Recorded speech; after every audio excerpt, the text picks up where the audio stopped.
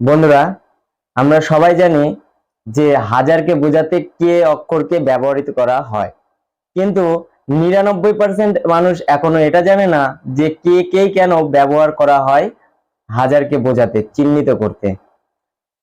যদি কেউ আগে থেকে জেনে থাকো কমেন্ট বক্সে অবশ্যই লিখবে। চলো ভিডিও কল শুরু করা যাক।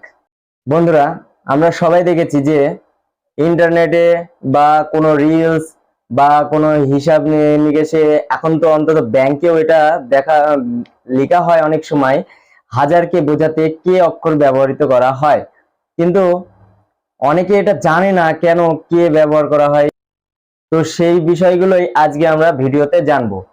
দেখো, সেই হিসাবে যদি আমরা দেখতে যাই তো আমরা জানি ইংলিশে মিলিয়নকে বোঝাতে এম ব্যবহার করা হয় এবং বিলিয়নকে বোঝাতে বি ব্যবহার করা হয়, ট্রিলিয়নকে বোঝাতে টি ব্যবহার করা হয়।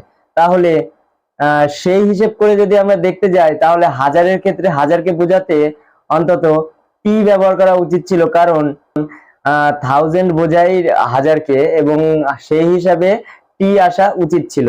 কিন্তু হাজারের ক্ষেত্রে টি না এসে আমরা কে কেন ব্যবহার করি? এটা বেশ একটা মজাদার টুইস্ট আছে, এর পিছনে একটা বড় হিস্ট্রি আছে। চলো হিস্ট্রিতে চলে যাই, জানা যাক।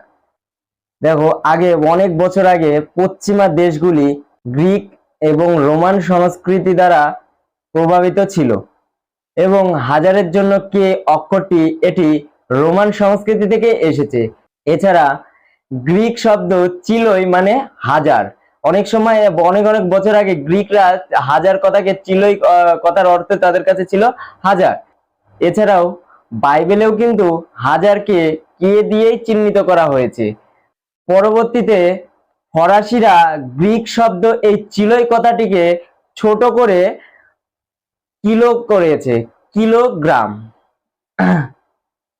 এরপর থেকেই শুরু হয় কিলোগ্রাম, কিলোমিটারের হিসাব।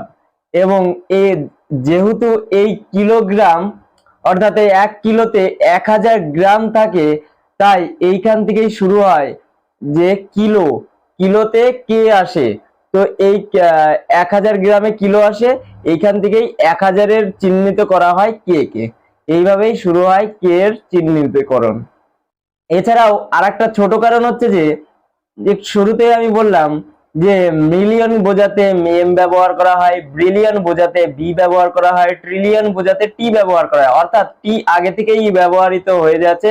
তাই থাউজেন্ডের ক্ষেত্রে টিটাকে আমরা হাজারে ব্যবহার করছি না, হাজারকে আমরা কেই ব্যবহার করছি। তো আজকের ভিডিও এখানেই। বাই। চ্যানেলে নতুন হয়ে থাকলে চ্যানেলটিকে সাবস্ক্রাইব করে দিবে। Thank you. বাই।